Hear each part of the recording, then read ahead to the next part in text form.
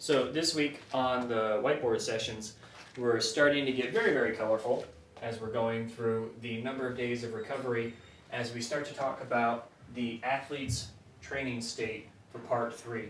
And then some of the things that you have to take into consideration when you're looking at the athlete's training state is what is their current training and what is the accumulation of fatigue. And a lot of times with the accumulation, we are talking about the state of the soft tissue, but it's not just that. You can be talking about the state of the soft tissue. You'd also be talking about the level of systemic fatigue for the nervous system.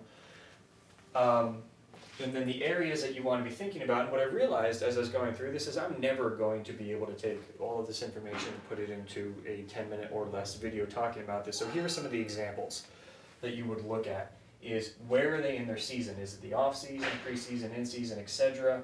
Where are they in the overall preparation for competition? If they just finished with competition, that's very different than if they're in prep or if they're peaking going into competition. Where are they within their macro cycle? Are they in a volume phase? Are they in a strength phase? Where are they within the mesocycle? Are they in the first week of their cycle or are they going through the deload? All of these factors play an important part in the accumulation, and that enables us to differentiate what type of accumulation that they're having. Now, in the same way, last week when we talked about the different styles of massage and how long it could potentially take them to recover from the massage itself, we have to then look at how long does it take them to recover in combination, not just in conjunction with one another, but also in combination with the accumulation of their current training, because the current training dictates their current training state. And while yes, that differs with each person a little bit depending on how they react to things, you can get a very good general sense of what that accumulation is and how to accommodate for it.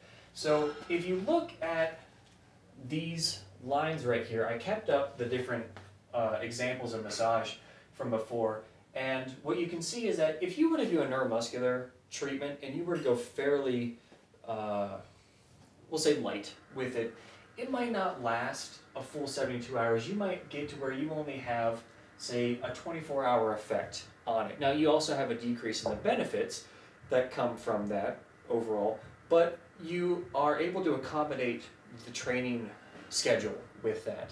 Decrease benefits, accommodate the training schedule. So maybe they feel better after 24 or 48 hours.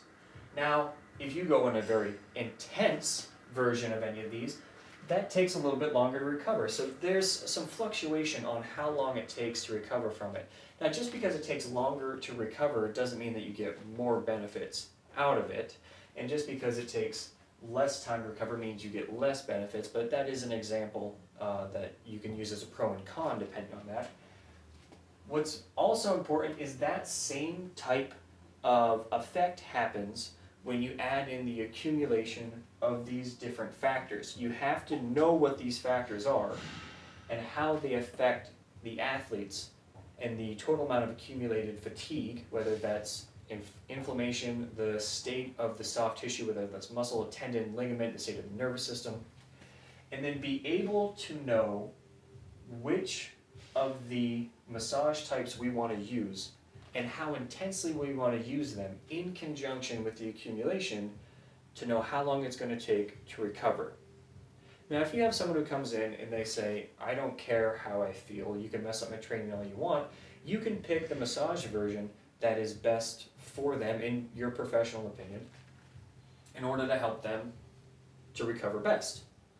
But if someone comes in and says that they're in deload, and coming out of this, they're going right into a peaking phase, you only have 4 or 5 days to recover from whatever massage you're doing, and you know that they just came out of doing fairly intense prep prior to their peak, well, that's a lot of information that you have to be able to understand in order to pick what type of massage you're going to do to give them the best benefit going into their first week of peaking coming up in 4 or 5 days. And if you mess that up, you could mess up their peak. Now, you might not have an incredibly detrimental effect, but if you know how to do it, you don't have to worry about it at all. That's the power of all of this. That's what all this information helps to provide. It's not just the ability to provide a greater therapeutic service, but a very specific therapeutic service for the athlete with whom you're working with. So next week, what we're going to end up going into is looking at how to pick the proper massage type that you want to use in order to achieve whatever benefit it is that you're going for, considering the athlete's schedule, considering the styles of massage and how intensely you want to do that, and the overall training state that they're in.